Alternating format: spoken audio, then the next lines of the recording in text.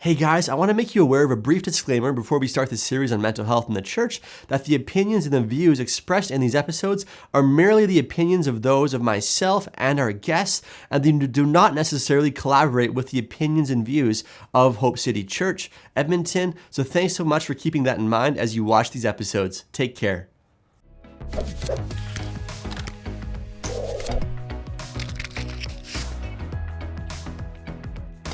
Hey guys, welcome back to the Hope City Podcast Show. I'm your host for this series, Justin, and I'm on the creative team here at Hope City Church. And today we are continuing our series on mental health in the church. And I'm very excited to introduce to you our next guest, Gloria McKinnon. Gloria works in the youth department here at Hope City Church. Gloria, welcome to the show. We're so excited to have you here. Thanks for having me. I'm stoked to be here. So tell us a little bit more about yourself. So, my name is Gloria. I'm originally from Hamilton, but I've been in Edmonton for 10 years this year. I'm a Bible college graduate, and it was during Bible college that I realized my passion was for youth ministry. So I've been working in youth ministry for 13 years, but I've been on staff here in the youth department for 4 years at Hope City, and I absolutely love working with teenagers. My biggest passion in life is to empower and to love them because they're our next generation, they're our next hope. And so I feel like if they don't get it, then we're in a lot of trouble. And so it's been my passion to just be around them, to empower them, to see them set goals and reach them. And it's just what I love doing with life. So that's so awesome, Gloria. I'm so glad that you found a passion that you can pursue wholeheartedly. So so the reason we're talking here today is we're going to be sharing a little bit more about your story dealing with mental health struggles. So Gloria, can you tell us a little bit about what is your mental health struggle that you've been dealing with lately? So last year I started dealing with really severe anxiety, and I had dealt with anxiety since I was a teenager, but it was kind of in a different form. It took on a whole new way of showing itself last year that I wasn't expecting. And so I've been walking through that journey for just over a year now. So do you have a diagnosis from the anxiety disorder, or is it? I do. Okay. So I have been diagnosed with a general anxiety disorder, and I can explain it to you. For those of us who maybe have no idea what that is or haven't experienced it themselves, tell us a little bit from an unbiased point of view, what is GAD? So a general anxiety disorder for me in my circumstance, the cerebellum, which is the back part of your brain, is the part of your brain that helps you make wise decisions and helps you detect danger. And so for me, mine doesn't function properly. So the way my doctor explained it to me is that a regular functioning one, when you're crossing the road, for instance, you would look left and you would look right and you would see no traffic coming, so you would feel okay to go ahead and cross the street. Yeah. But for mine, which isn't functioning properly, I go to cross the street and I look left and I look right and I look left and I look right and I look left and I never stop. Yeah. I keep looking left, I keep looking right, and I'm never able to make that decision or detect if there's actual danger or if the danger is real or not. And so that is my general anxiety disorder, is that my cerebellum does not function as it should. Okay. Mm-hmm. So what areas have you seen this disorder play out in your own life? So for me, it's been not being able to detect a real medical emergency and an anxiety attack. So the way that my anxiety manifests, and it's different for everyone, but I think it plays on people's fears, because the way that it plays on mine is for personal fears that I have. Mm-hmm. And so the first way that my anxiety plays out is in my throat and in my breathing. So in my real true life, I have an anaphylactic nut allergy. And so over the course of my life, I've experienced different times where my throat has closed and I've not been able to breathe. Mm-hmm. And so when I first started having these anxiety attacks last year, that's what it felt like. I would be just walking down the street or sitting in my office or driving down the street in my car, and all of a sudden it would feel like my throat closed and I couldn't catch a breath, like I was struggling to breathe. And the other way for me that it manifests is I feel like I'm having a heart attack sometimes. So I'll get really severe chest pain. And I think that is due to the fact that my father's side of the family, we've had 3 of the men die from a heart attack, my father included. And so heart disease has always been something that I knew I had to be cautious of.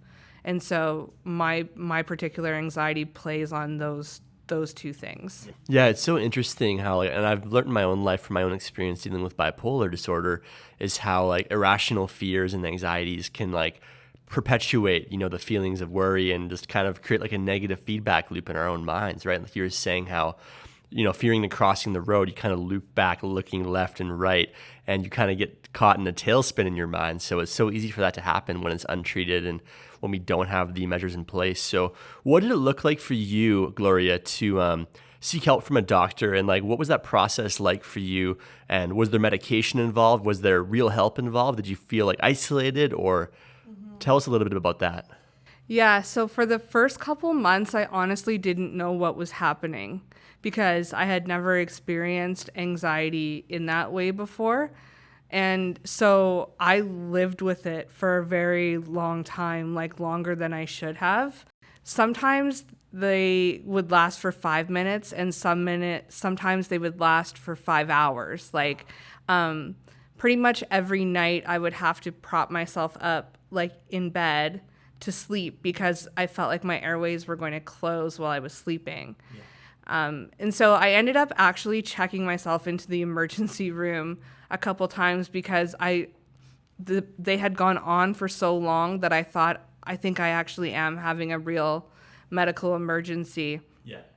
And what ended up helping me a lot was the last time that I went to emerge, I said to the doctor, you have to tell me if I'm really having, like if my throat is really closing, because I can't keep living like this. Like if it's not, and this is something else, then I need to get that checked out. Yeah. And she was amazing, and she did me the favor of fully checking me out and diagnosing, running a bunch of tests, and she's like, your throat's not closing. And so then what I did was I finally went to my family doctor, and again, a very good man. I had obviously looked on Dr. Google, as we all do, to try and diagnose our own symptoms. And I had come up with 4 or 5 different things that I thought I might have had. So like asthma or GERD or just a couple different things like that. Yeah.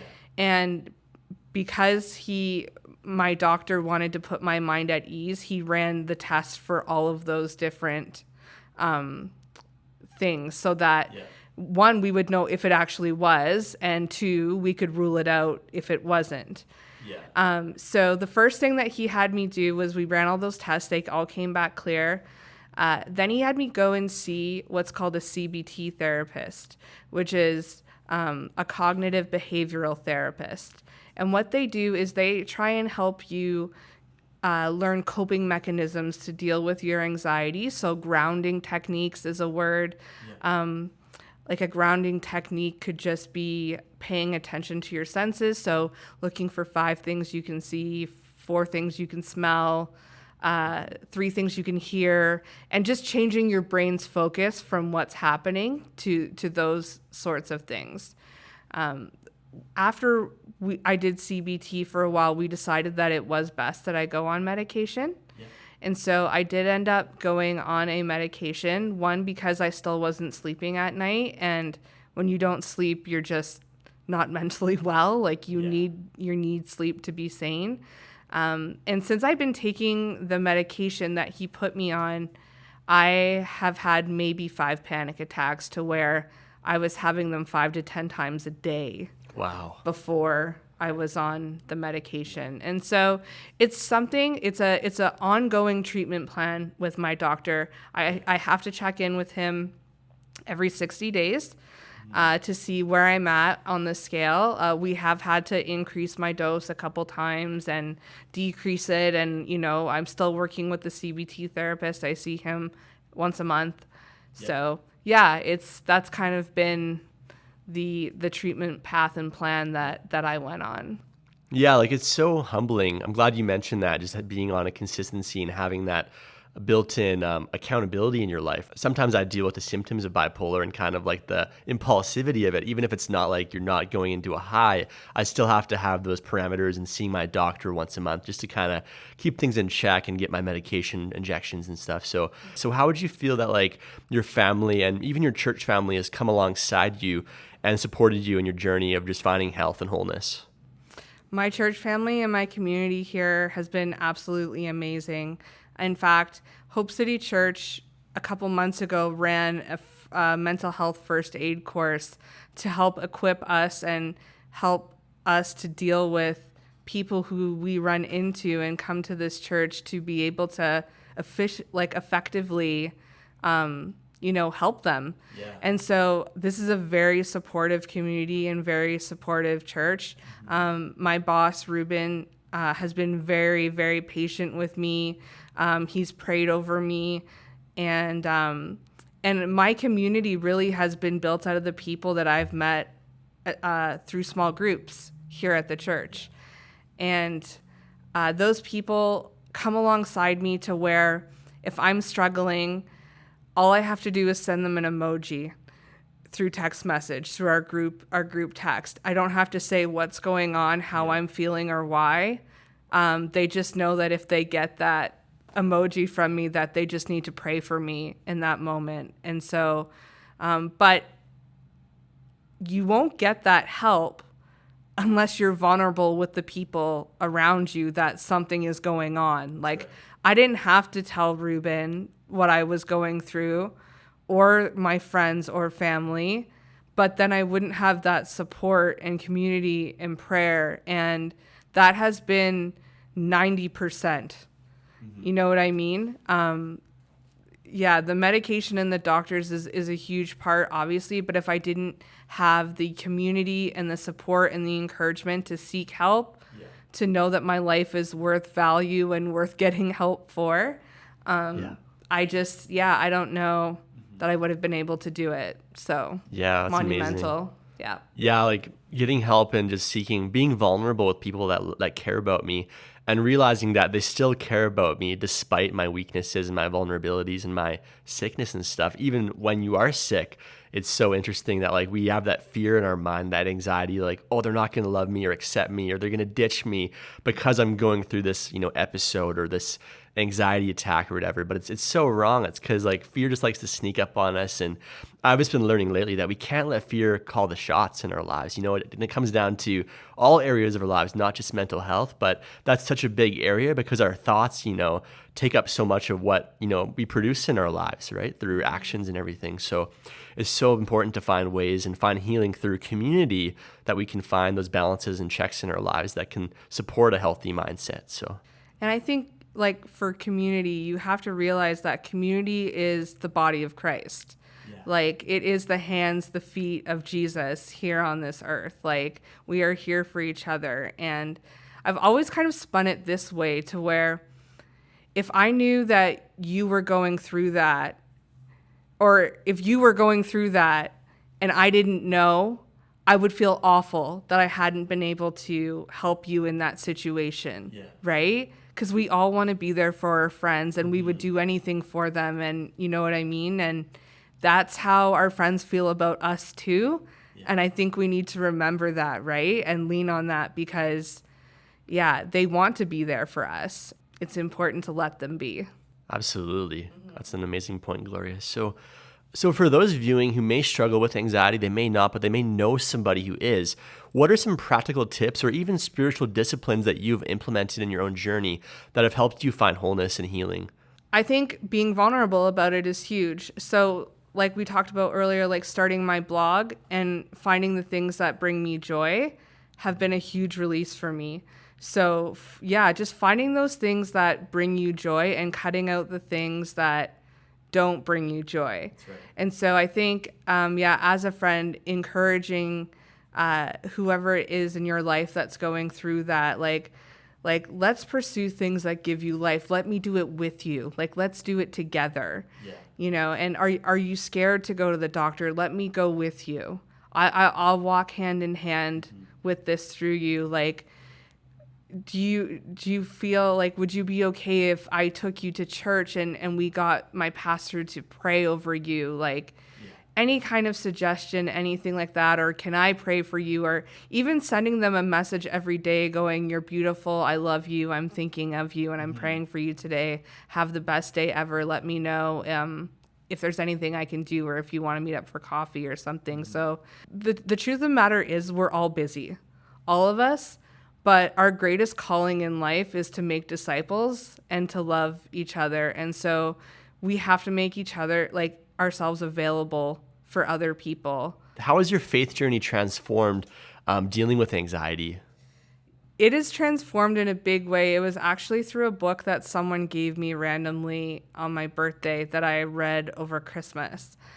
And in the book, it talked about people who call themselves survivors. And it's funny because my parents died many, many years ago, and I've always called myself a survivor since their death. And I called myself that as an empowering term. But what I learned by reading this book was that when you call yourself that, you're puffing yourself up in a way, and you're making it seem like everything you do is through your own strength. And so that really got broken over my life. And I realized how much I need Jesus, and like how little I can actually do in myself. As strange as it is, this process and this, even though it's confusing and hard, and I don't want to be having anxiety attacks or be on medication or things like that, this has actually drawn me closer to God in so many ways, because I lean on him so much more than I ever did before. It came out of disparity, but now it's out of like my love and relationship with him, this journey that we've gotten to walk together. And I know that, he has my back, and that I can still be used by him even through things like this. So I've found in my own life too how my faith has grown stronger even in spite of my weaknesses. And Paul obviously states, that God's power is made perfect within our weaknesses, and not despite them, but in spite of our weaknesses. So unpack that verse for us a little bit. So for me, that looked like the entire time that I was going through that, I didn't have to take any time off work. Yeah. And I told Ruben about it, but, I also helped run a youth ministry while I was going through that. And I don't really think many people would know. And the reason I think that is because Christ is in me, and Christ is working through me. And I was actually able to connect with a lot of students better because of it. I was more relatable because of it. And so Christ working through me, working through my weakness, that's how I see that come to play in my life. Amazing. Mm-hmm. And I think there's so much perspective we can get from, knowing God and knowing Jesus, and is that we can have a new perspective on the pain and the troubles that we experience, and know that, our scars aren't just for us. Like so much of the time we can feel isolated and have that mentality where we're like, oh, it's my scar and my pain. But that's such a self-seeking kind of mindset. And it's so selfish of us to assume that our scars are only meant for us. But what if there's healing available to those around us despite our weaknesses and our scars, right? So if we offer them to the feet of Jesus and say, hey, like, I've got this, I don't know what to do with it, but take it and use it for your glory. So I think it's so cool seeing how you've done that with youth ministry, and how your life has impacted so many, even in spite of the struggles you've dealt with. So, well, Gloria, it's been a pleasure having you on the show. Honestly, your story is so powerful and meaningful, and I know it's going to mean a lot to our viewers. Thanks so much for tuning in, guys, and see you next week.